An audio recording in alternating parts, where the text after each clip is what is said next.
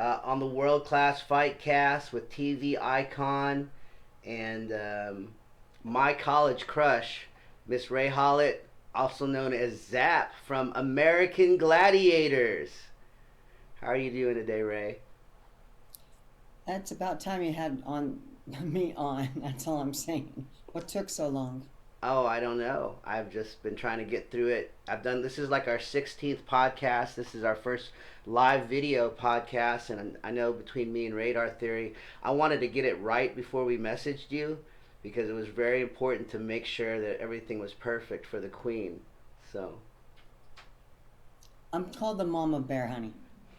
you could be a mama bear of anything you want in my life. I don't even care. I was actually wanting to start off this story about how I met you because I know you just crushed me by saying you don't remember me, but that's fine because I was 18 at the time. I'm 49 now, and I had found out I was like everybody in the world. I was enamored with this cultural phenomena called American Gladiators.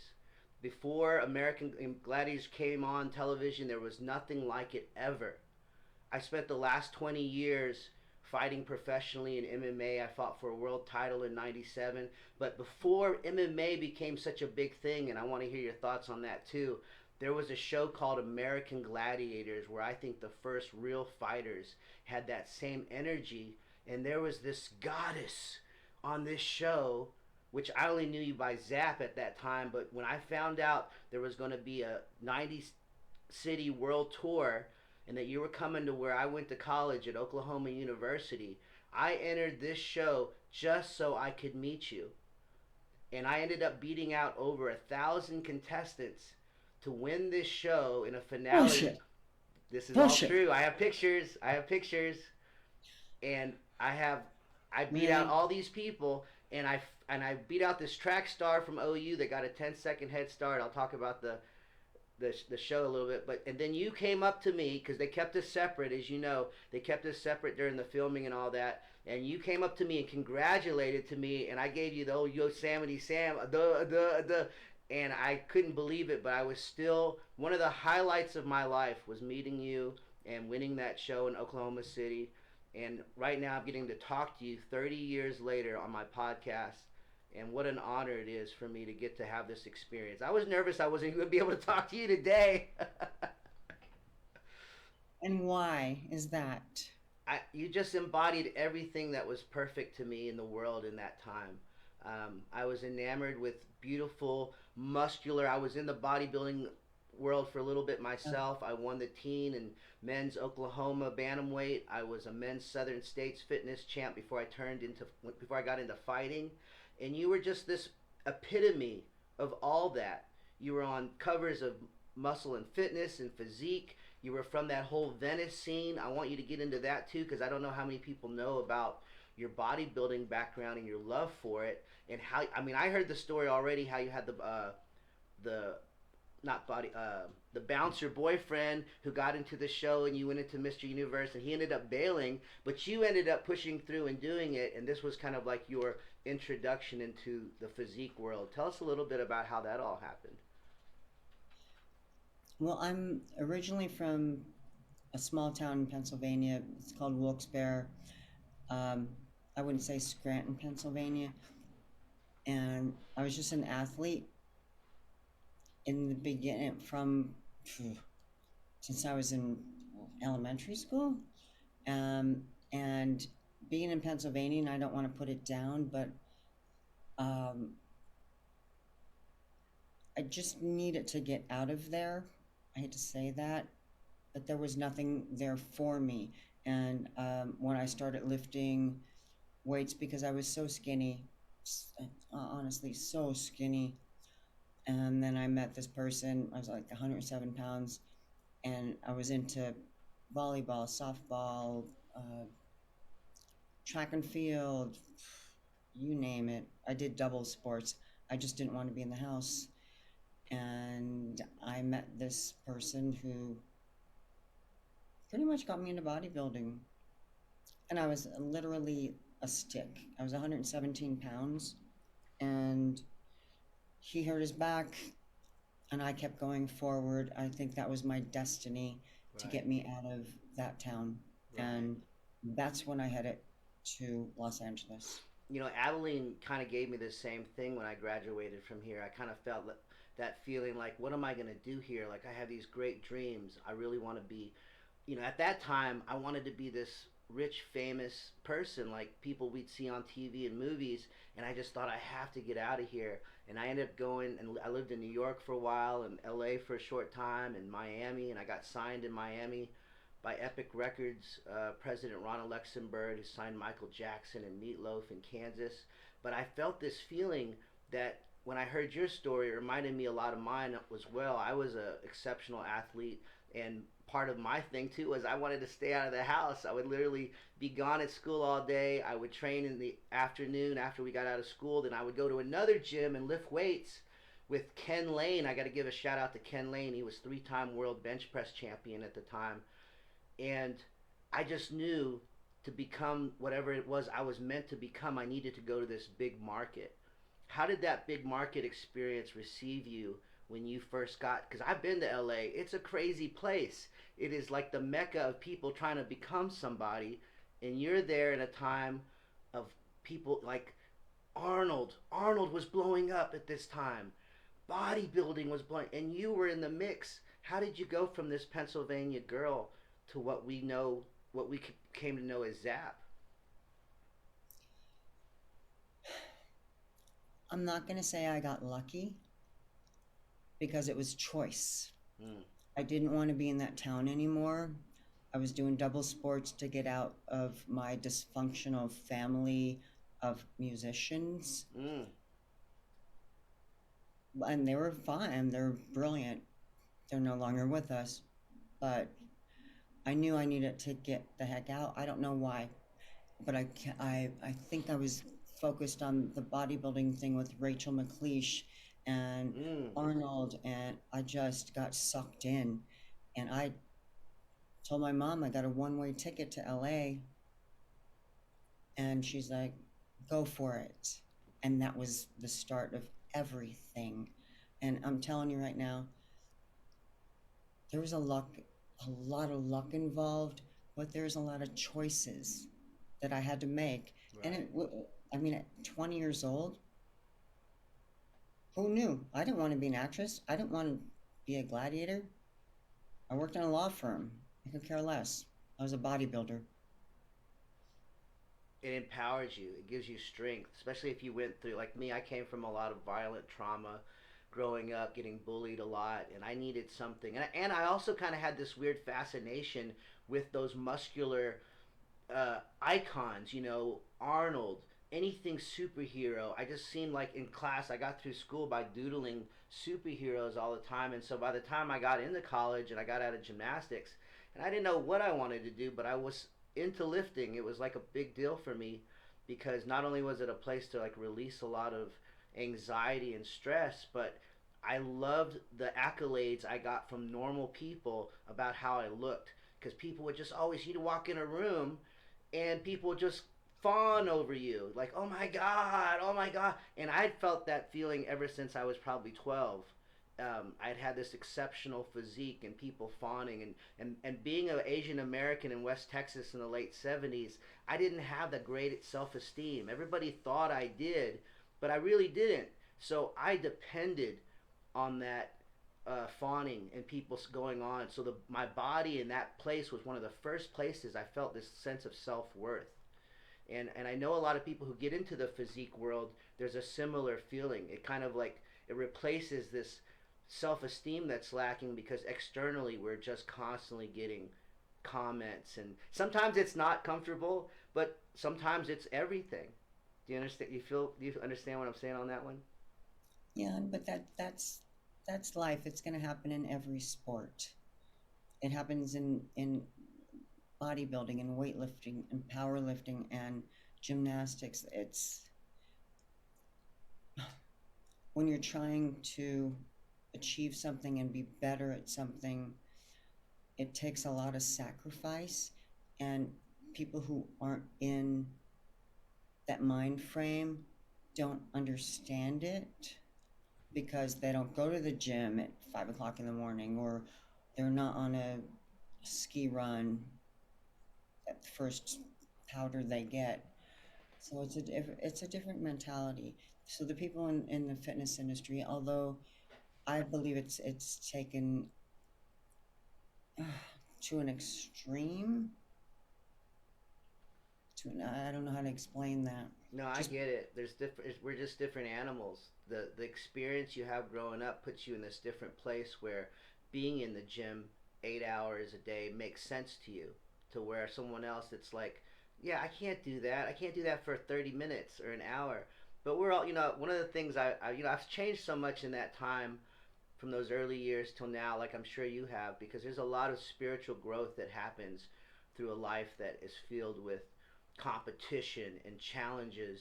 And one of the things I noticed in researching more about you, because before the podcast and before knowing we were going to get to have you on the podcast, I was just this person that was like most of the people men in the world. I was just madly in love with you because you were like one of the blondes in the iconic world of entertainment. I mean, Dolly Parton, Pamela Anderson, ZAP, and I don't even know if you see yourself like that, but you're in a lot of men's eyes in that era and even now, that's who you were. And you got into television and movies through all of this. When did the transition from bodybuilding to American Gladiators occur? Because did that kind of initiate you into the world of television and cinema? I had no intention of ever being in any movies, commercials. I have a legal background, and when I got to LA, I had to support my bodybuilding Your habit. lifestyle. I get it. Yeah. In Brazil, they And call that the bomba. so I really didn't care. I was just into doing what I was doing. I was having a great time with Arnold and Louis and every other celebrity in the gym. So I really could care less. But there was an audition paper on the counter at Gold's Gym in Venice. I didn't care. They're like, Ray, you should really go. I was like, why? I'm not an actress. Anyway, I went not knowing what the heck I was doing. And Blake Edwards and John Ritter were just like, yeah, we want her. That was the start of it all, way before Gladiators. Right. Oh, you did Skin Deep before. For people who don't know, John Ritter, who was another like comedic icon, one of my favorites from the show Three's Company. That show to me was one of the best. It was right up there with Happy Days, Mork and Mindy, and John Ritter, the comic genius he was. The movie Skin Deep, if you haven't already seen it, it's available on Amazon, a few others. But Ray is one of the stars in it, and it's an amazing. And I didn't know that came before Gladiator, so it's kind of interesting that you had the movie before that. And I'll tell you something too. Even though you're saying acting wasn't your thing, I thought you were a pretty good actor. Well, thanks. Your lines came out natural. You didn't seem forced. It didn't seem, for somebody that was in one particular world, and even in Jag and a few of the other shows, like your acting is pretty good. Yeah, well, with Skin Deep, when I went on set, I had no idea. I couldn't care less. I really wanted it just to be a lawyer. Bodybuilder, already made it there. I wanted to be a lawyer. And then this comes across the table. I had no idea what the heck I was doing. So I go down to audition. I just read off the paper. I didn't know you had to memorize the lines. Right. I didn't know anything about it. I just picked up the paper and just read it. I didn't memorize it, and I got cast so fast. It was kind of not scary to me because being on stage as a bodybuilder, Right. that to me is not scary. That's my comfort zone. Right. But reading off a paper, I could really care less. I was Right. having a great job at the law firm, and they're like immediately, boom, and that's where everything just started. My life just just really start it. Oh, You know, that's a weird transition because what law? What? But by the way, what part of law were you most interested in? well, I was at Latham and Watkins for about 7 years, Okay. and it was corporate, and I still have that in my gut. The acting thing, quite frankly, doesn't interest me Right. anymore. It just doesn't. I Right. like to be mentally challenged. And I'm sorry for the actors out there because, yeah,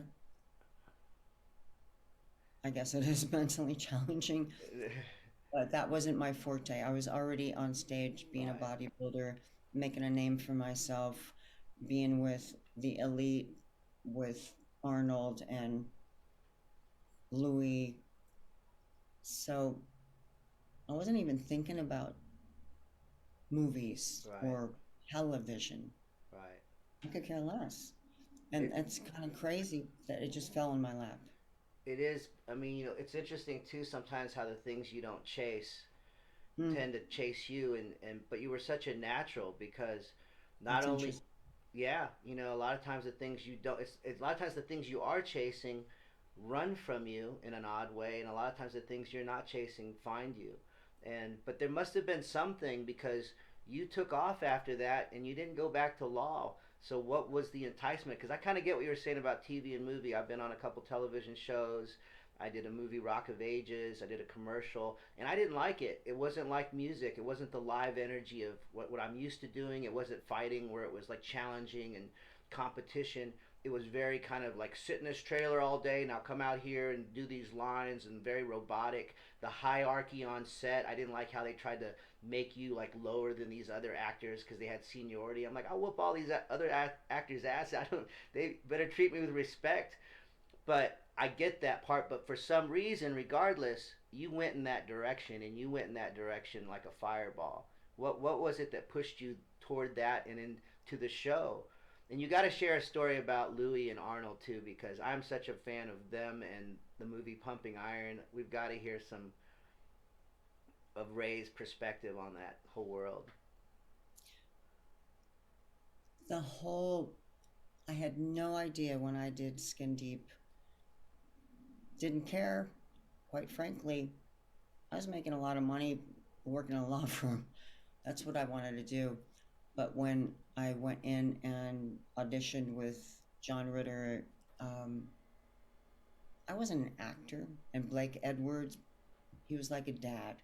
And I didn't even know what the hell I was doing. Quite frankly, I had no idea. I just went down a set, and John took me into the his trailer and ran lines. At that time, I was what 25 years old. I didn't want to be an actress. I wanted to be a lawyer. And we sat down. He ran the lines. Went out. He was so comfortable. I had to do kind of a nude scene. Hmm, I don't care. I'm a bodybuilder. Right. Take off your clothes. And then seeing it on the big screen in theaters, the trailer, that was kind of scary.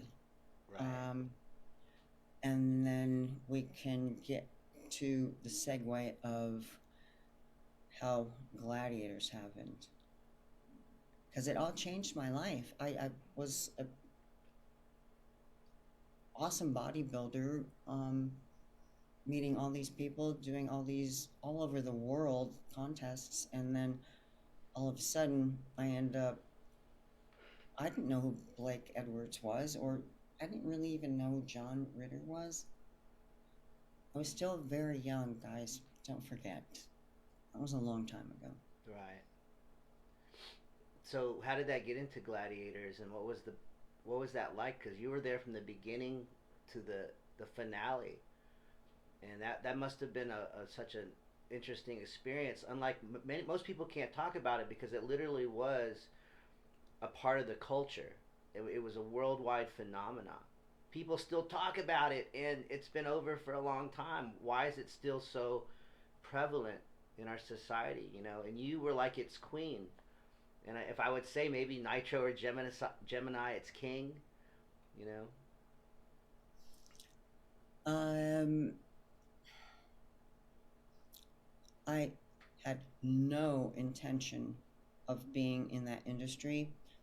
I didn't like it after I did the movie. I was like, I like to use my brain, and doing Skin Deep was awesome. It launched my career. I really didn't want. And then the whole gladiator phenomena came along, and the producer, creator, writer, Johnny Ferraro, um, I guess his father and they were big fans from my bodybuilding career, and they're like, we're going to go after her, and they did. And again, you guys have to remember, I was really young. I mean, try making decisions when you're 25, 26 year old. Right. And I didn't have to audition. They came and picked me up in a limo. Gemini, Mike Horton, and Johnny Ferraro, who was a creator. God bless him. We had no idea what the heck we were getting into, but Right. I thought it was kind of cool. And you said, by the way, that there wasn't another show. There was. It was called Battle of the Network Stars. Hmm. I loved that show. Anything that had to do with events, competing, I was like, that's right up my alley. Right. So when they approached me, or he approached me, said, we've got an audition. We're going to go up to Universal Studios with a couple thousand people, and they're contestants, but we've got something in mind for you. It's called, there was Nitro, Gemini, Sunny, Lace, and then a ZAP. And I'm still young, and I'm still in LA. So they took me up, excuse me. I didn't have to audition. They took me, Johnny Ferraro and Mike Horton, who is Gemini, took me up to Universal, said, run the obstacle course. And at that age, I'm like, really? It was done so fast. Right. And I nailed it. That was Can we one. put this on a pause? You got some water? Is that possible? Do you have some water? No, I want to get some water. Yeah, go ahead. You're good. Are you sure? Okay, Grab some water and I'll tell a story, because I want to talk a little bit about how the tryouts there in Oklahoma City, because just like you've seen that paper on the desk at Gold's for the Skin Deep, there was a paper that showed up at our gym. It was James DeHaven's gym, and it said that American Gladiators was coming to town, and there was a 90-city tour, and all I could think was, man, I could meet ZAP in person. And so I went to the tryouts, and there was about 700 people there that day. Half of them were about 6'5" and 300 pounds, and right off the bat you could tell that the qualifier was not meant for them. The very first competition was the sprint. I think it was a 40-yard dash or something, and you had to make it under a certain time. So you could tell right away that they were looking for a certain kind of athlete. And then you had to do the hand bike, and the hand bike was where a lot of people got out, because if you didn't have that kind of gymnast upper body strength, you weren't going to be able to cross the hand bike. And then the last, this was just for the qualifier event. The last qualifier event was like playing Powerball. If you remember Powerball, it was basically you putting that ball in the basket, and all the gladiators would stop you. But for the tryouts, they just had one basket, and it was just you against another person. So I ended up making that cut, and then we had the finale show in Oklahoma City. And at this time, I'm 18 years old. I'm a freshman at OU. Nobody knows me.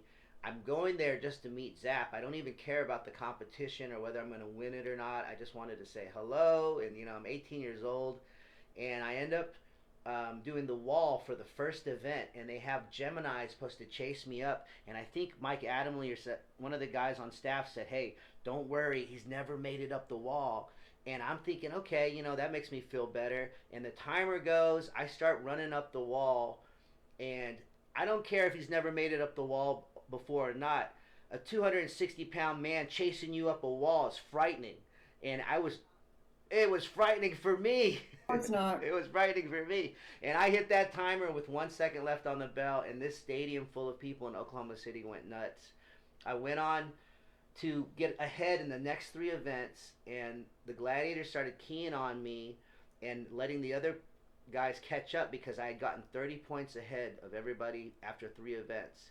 And then by the time we went into the end, it was me and this track star from OU. I don't remember his name, but he got like a 10-second head start, which I thought was ridiculous because I'm like, man, this guy's already like 6 feet tall, and why is he getting a head start? But we end up going through the makeshift obstacle course they made because it wasn't the same as your normal show because they had to be something they could take around from city to city. And we got to the cargo net, and I look up and I can see the bottom of his feet, and I decide that the only way I'm going to catch up with him was not to use my feet because everyone tend to get their feet tangled going up the cargo net. And I just start pulling myself upper body only, and I catch up to him, and then we go running across the beam because they couldn't take, I guess they didn't take the spinning thing on tour, but they had the like gymnastic beams, and he fell off and I didn't.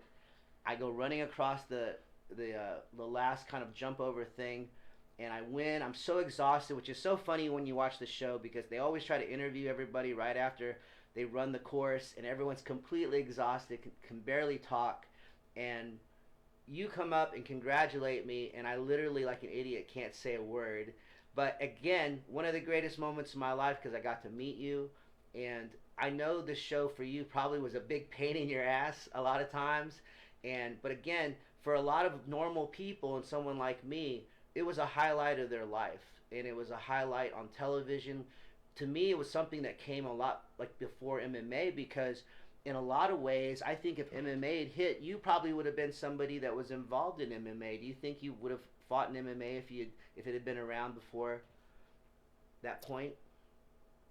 When the thing that you guys have to realize, we were so busy. We're shooting, constant appearances. Then we went on tour, so there wasn't even a thought to do Right. MMA. The blur. Now, afterwards, definitely, absolutely. The only thing I'm sure everybody watching knows I went from about 165 pounds to about 125 pounds. I'm strong as hell, but probably would have got my butt kicked because doing 7 years of Gladiators, your body can only take so much. We had so many injuries. I broke Right. so many bones. They didn't show that. Nitro had a heart attack, and uh, what you see on, what they edit and what we went through. Yeah, I probably could have gone into the MMA when I was about 180 pounds. Not a problem. Well, they have weight divisions. You could have totally fought at a lighter weight because I noticed in the competition, you tended to be the person who stepped up the most and did events that a lot of other gladiators came out of, and you also stayed in season after season. You have something particular that I think a lot of the other female gladiators didn't have, and that was another level of toughness. Where did that come from? Because I saw that watching and researching that you kept stepping up for a lot of the insane events where a lot of the others would bail. And that's why I thought, man, she would have made an amazing MMA fighter if it had been around in her time. Yeah, I can't believe you actually said that because after 30 years, nobody has ever brought that up. Ever. Well, I'm like that. I can't believe that you actually said that. It was some of the gladiators that it was like a revolving door. I was there from season 1 in the pilot, and gladiators and competitors, it was, we never saw the same people. That's why there, if you look at the list of how many gladiators there were, they came and went. And one of the reasons, and you would understand this, is that n they weren't entertainers. They were just athletes. Right. That show, because it's on the air, needed entertainers. And Nitro, mm, pretty much, and me, that's about it, who would go out and get the audience revved up. And I believe that's why we, held the position for 6 and 7 years. Right. You needed to be an athlete too, though, because there was no way you could do some of those events. And I remember getting tackled by Tower playing Mm. Powerball, and I don't think, and I fought for 2 decades, and luckily I was never KO'd in the ring in practice a couple times, but that was the hardest hit I had ever taken. And that guy was like 250, 260 plus, and when he tackled me, I thought my life had ended. But I mean, you had to be a great athlete, and you were. I mean, that's one of the things you go on and on about law, and I know you're an intellectual, but you were also born this amazing athlete, this warrior athlete, and you got to showcase that in this lifetime through that show in a lot of ways, and through the physique shows. But one of the things I noticed in the physique shows, because I went from gymnastics to bodybuilding into MMA fighting, or in the 90s it was NHB. It was even more brutal than it is now because there was very little weight limits and very little rules. But I didn't get the competitive feeling that I liked from gymnastics and fighting and bodybuilding personally. I liked the aesthetics and the art. I loved making up the routines. I loved the discipline. I loved the training and lifestyle in the gym. Yet it wasn't the same competitiveness that I felt fighting with someone or fighting with an apparatus. And also, when my trainer, I was a younger guy, and then by the time I won the teens and did the men's southerns, the whole roid thing was getting pushed on me, and I was just kind of like, I'd always been a natural athlete. To this day, I'm a very natural, holistic sensei and coach and trainer of other people, and always go for the natural, holistic answer. And that was not something that I wanted to do, even though I did experiment for a few years, because after I lost my world title fight to a guy who outweighed me by about 30, 40 pounds, I was like, you know what, I can beat this guy, he's just bigger than me. And I did my few years of DECA and Sustanon and all that, but I did not feel like myself. I wasn't the fighter. I wanted to be more Spider-Man, and I was too much Incredible Hulk. So it kind of pushed me out of that sport, and also gave me the experience of what that is compared to the natural build and feel that I enjoy today. Because even at 49, I do like a 50-50 plant base, and I'm real interested because I noticed you're very busy still in the gym. You're training a lot of people. You look phenomenal.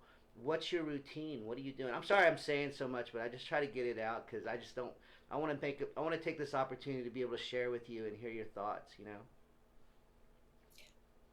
My thoughts are, never had any intention of being an actress, not my thing. But when Gladiators called, I was like, what the heck? I'll do it. I could care less. And it's crazy because when you could care less, that's when opportunities kind of happen. Right. It's it's still happening today. And um, I left LA. Gladiators was over. We did the tour. I became a mom. Third season of Gladiators. Right. We did the tour.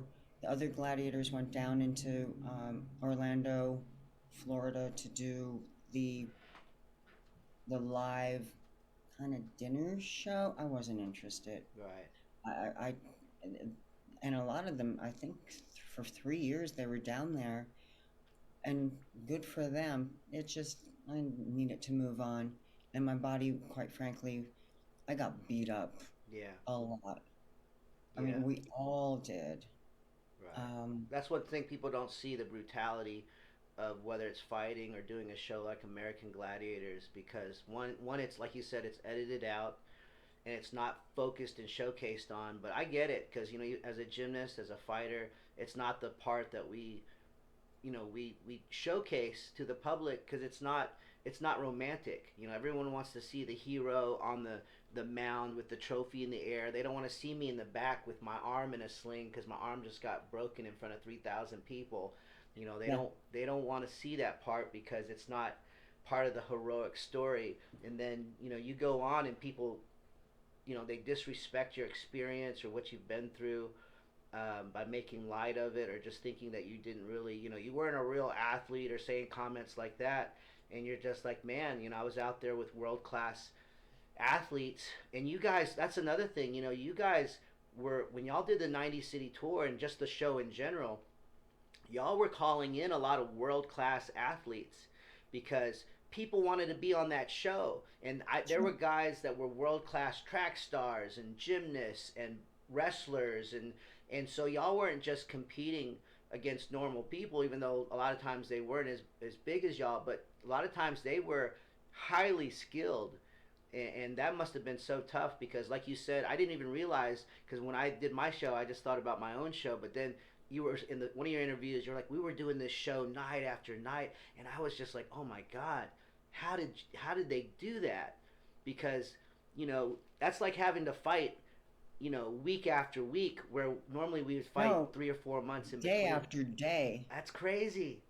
not week after week. Wow. Get on a tour bus, and you Wow. got college students who want to make a name for themselves, Right. and we barely got sleep.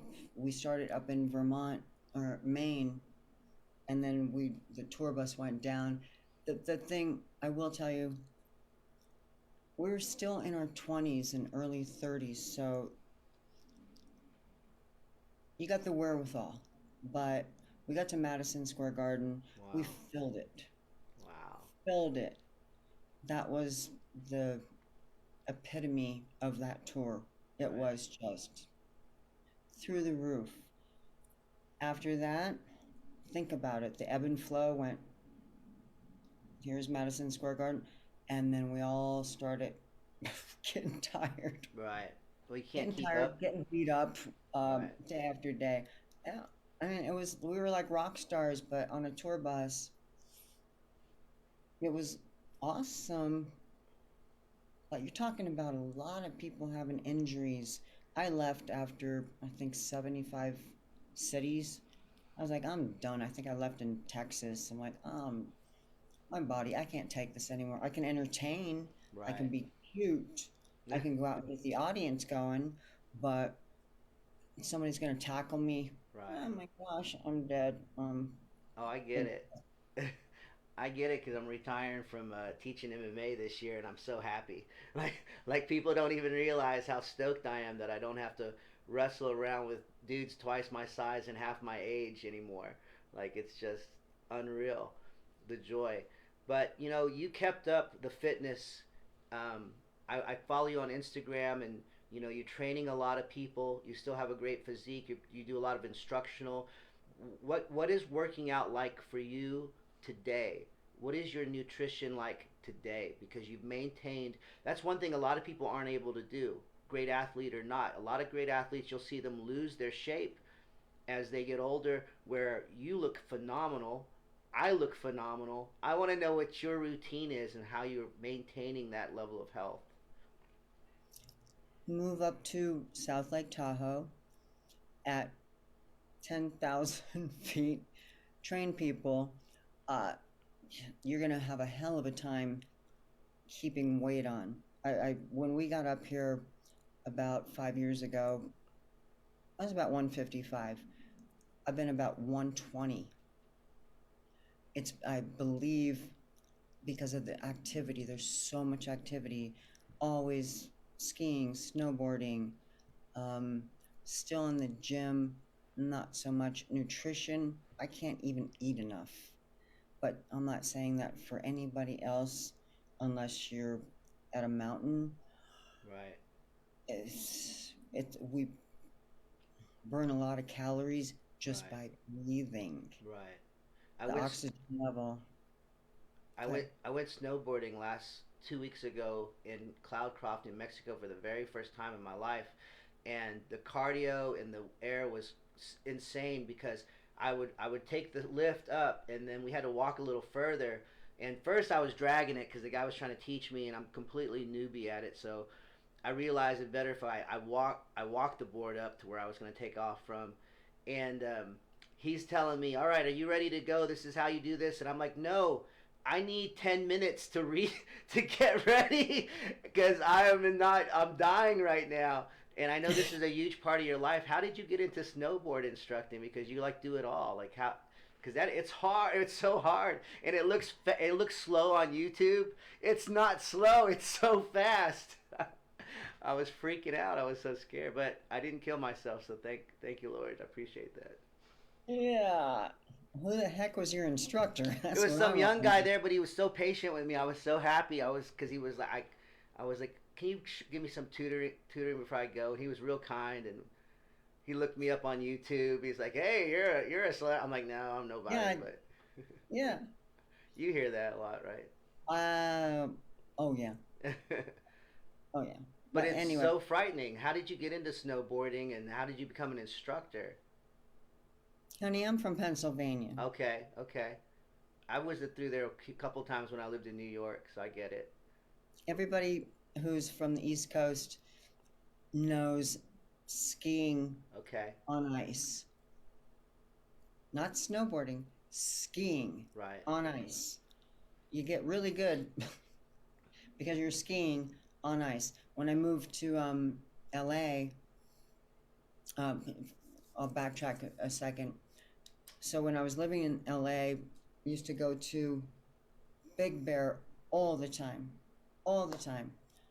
Had a cabin that was a fortune. Lived in Malibu, going back and forth, and thinking, this is my daughter's a snowboarder. I taught her how to snowboard. I'm from Pennsylvania, so I learned how to ski. Got to LA, learned how to snowboard, and I didn't even Right. barely have to It was ask just for natural. It's just natural for you then. Yeah, we don't have that in Texas. So for us that. it's a That's how about New Mexico? that's where we go. That's where I went first, and that's where most of us go. But I'm going to make it a yearly thing now, and I'm definitely going to get up to snowboard with you at some point. Going back, since we went back to LA a little bit, totally forgot because how can you leave this out? You were in Playboy magazine, like the magazine, American magazine, with Hugh Hefner. That whole scene, like the parties you must have been to over the years, the celebrities you've known. How did Playboy happen, and how have I never seen this issue? Um, I meditate every morning and have gratitude for my life and how it's become so forthcoming for anybody who has any ambition. When I left LA, that was a choice. I mean, I was with the heavy hitters, all the Brat Pack, had a great time. Arnold, but we're all getting older, and you know that. So everybody's lives have changed. People have children, and everybody's growing up. My daughter's 31. So decided after going to Big Bear, coming to Tahoe, and had no clue what the heck I was going to do up here. I didn't even get up here. I made a phone call, and I was I had an instruction for snowboarding pretty much the day that we got here. Like they didn't even know that I knew how to snowboard. Why are they hiring me? I sat down with the manager and it was balls to the walls. And since then, it's been a lot of fun. It's and then we I don't know if you've been in Tahoe, but you better come up here because I will kick your butt I'm on looking this forward to on, it. on this. I'm looking Um, forward to it. I'm telling you. Um, Ray, I want you to close with a few things that I'm real interested in, and you know, you did something that a lot of young men and women dream of, and that's leave their hometown and Mm, become an international name. mm. What do you think the key points? One of the things I heard from you today was choices. You made choices. I think another thing that you did that a lot of people don't get is the sacrifices, the willingness to put yourself out there, to try new things. Um, I've been out on stage in that banana hammock. I understand the courage it takes to just put yourself out there and be naked in front of the world with not just your body but with your emotions, with your mind, with your who you are. Well, can you sum up some of the things? I mean, you said luck too. I'm not a big believer in luck. I kind of feel like there is a creator that created all of this, and when we are in flow with it, when we are in sync with it, the doors open and align. And what do you think are some of the things that has not only helped you do all that, besides the things we already mentioned, but what also you mentioned how when we stop chasing things or you don't have a huge desire for something, somehow that opens portals. I think part of that is the neediness. When there's no neediness, sometimes that which we don't need needs us. And then you had this world open up of, you know, a career that many people dream of. What do you think was some of the magic points that got you to where you're at? Okay, can I be frank? B Ray, she's hotter. These aren't magic. There's nothing magic about it. I made a decision. I was an athlete in Pennsylvania. I ended up turning into a bodybuilder because I was 110 pounds when I graduated high school. I didn't want to, I knew that being in, for me, it was a very toxic, abusive home that I was done with. Didn't want it anymore, wasn't going to stay there. And that's why I decided I was getting into the bodybuilding, got on a plane on a one-way ticket, didn't know anybody. And boy, oh boy, that book opened up for me. Yes, I'm going to say it's luck, but my choice was to leave my toxic environment when I was younger because it kind of pushed me out of there. And then when I got to Los Angeles, you got to realize um, not knowing anybody, it's scary, but you can go anywhere in the world, and I have, and people open up their hearts to you. And that's what happened when I got to LA. Everybody was so warming, comforting, and that's how I got into serious bodybuilding and Arnold and Louis, and then just making my way in the law firm, making good money, well, 20, 21, and then meeting everybody. You got to open up the doors and the gateway, and that's been exceptional for me. And you can say it's not luck, it's hard work, but you still got to put your foot out there and move forward. Just like me teaching snowboard. Are you kidding me? I never thought I'd be teaching snowboarding and skiing, and I love it, and people appreciate it. So, Well, that's what matters most, to be appreciated. I think doing something you love and being appreciated. I don't know how you endure celebrity because I'm sure you get the ZAP stuff over and over and all that. But do you endure it okay, or how do you endure it? are you looking at me? I'm looking at you. No. Nobody recognizes me with full gear on Right. and a helmet and a mask. Nobody knows who the heck I am. But after I teach them, they'll look me up and go, "Oh." My goodness. Just got taught by ZAP from American Gladiators. And by the way, you don't know this, and I'm allowed to say it now. Out of Netflix, we're doing a documentary. We've already shot it. I shot it with Nitro, Tower, Ice, Sky, me, and Laser. It was phenomenal.